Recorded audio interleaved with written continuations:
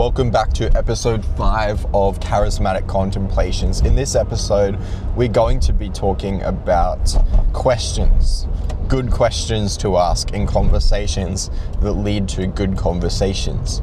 There are lots of different types of questions you can use.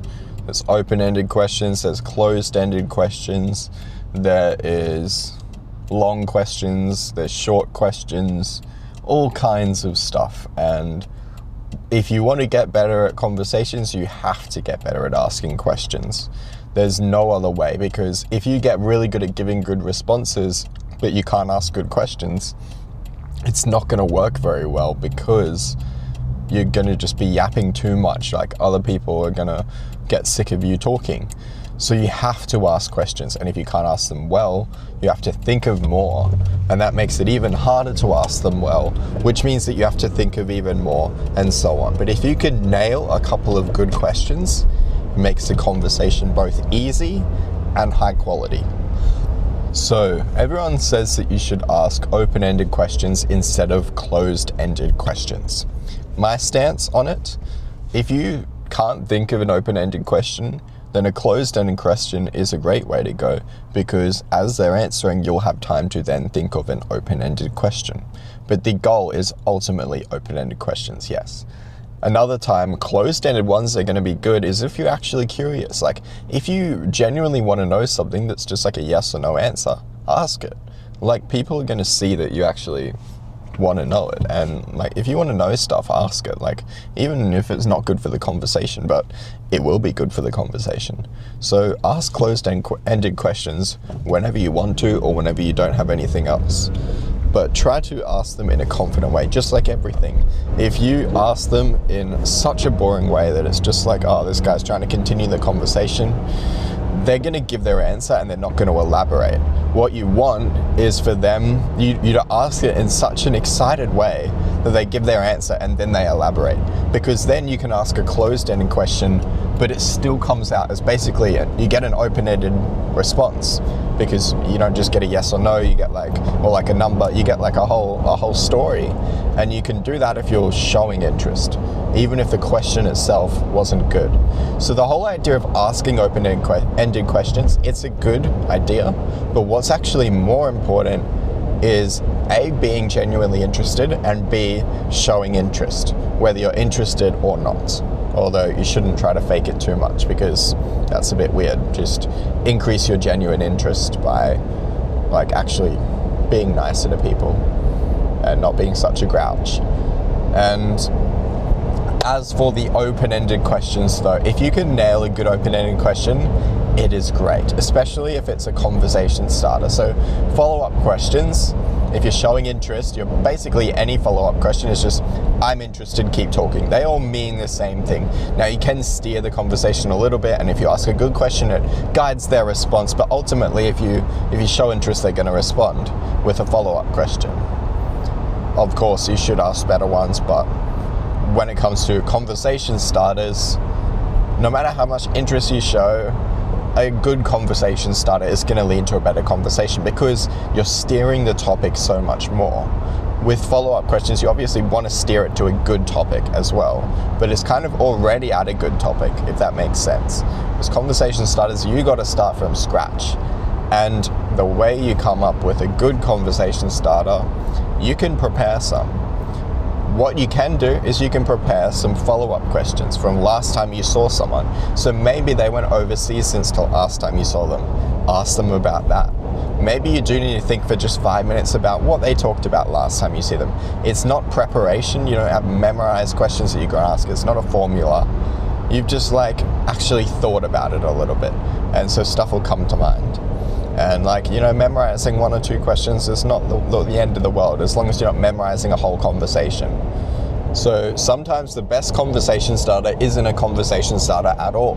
It is a follow-up question from the last conversation. Sometimes that's a lot more effective. That being said, if you do want to start a conversation from scratch, it really depends what the mood is. I have asked questions all the way from, what is your deepest regret, to like, what would you do if you could fly? What's your favorite animal? All of that kind of stuff. And sometimes I've asked those questions as follow-up questions as well. So even like the what's your deepest regret one, that's kind of, it sounds like a conversation starter, but it was actually because we were talking about an adjacent topic and I just steered the topic significantly to get to that one. But it was related. The way you work out if the conversation starter fits the atmosphere and the mood, I think, is just by practice. I don't really have any tips I can give you. And the good thing about having to do stuff by practice is that you'll get more confident, because you won't go into conversations going, okay, well, Ivor said to do this, I'm just going to do this. That's still scary, but it's a little bit easier. But if you just go like, I have no idea if this is going to work, but I'm going to do it anyway, you are really forced to face your fear, which is a good thing in a way, because you will overcome your fear. And then like there's always going to be stuff where you're not sure if it's going to land, and having more practice in doing that is going to mean that you can go with it anyway, and a lot of the time it will land and it will go well. And that is what you kind of have to do to become really charismatic, like charismatic contemplations. You have to experiment with this stuff and learn what works, and not be afraid to fail, or be afraid to fail but do it anyway. So some conversation starters that you could try include, well, the ones I just listed, what's your biggest regret and stuff. That's quite a good one if you ask me. You can ask stuff using the acronym FORD: family, occupation, relationship, dreams. You can ask about the future or the past. What are you doing this weekend? What have you just done? And you want to phrase it in a way where it's easy for them to answer. You don't want to go, what are you doing? Or like, what, I don't know, what are you doing is going to lead to kind of boring responses. What's the most exciting thing you're doing, or what's one exciting thing you're doing, is going to lead to more interesting responses. So you can guide their response. And as well, you don't want to do stuff like what's your favorite, because people don't have favorites. They have, you know, top 10s, but they don't have a single favorite. So ask for their top 10 and so on. But any question that you think, oh, wow, that would be really fun to answer, you can ask that if it's in a fun mood, fun atmosphere. Like, what would you do if you could fly? Or like, who do you think would win a fight out of 10,000 bees and one bear or something? Oh, no, that's stupid. Obviously the bees. If you're curious to answer, other people will probably be curious to answer.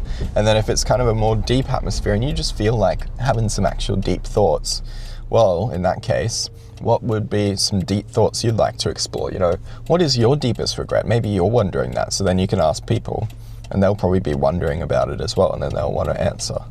And if you don't think that you would want to disclose the answer to your own question, maybe don't ask it. I feel like you can think of conversation starters. It's more just you're not sure whether you should ask them.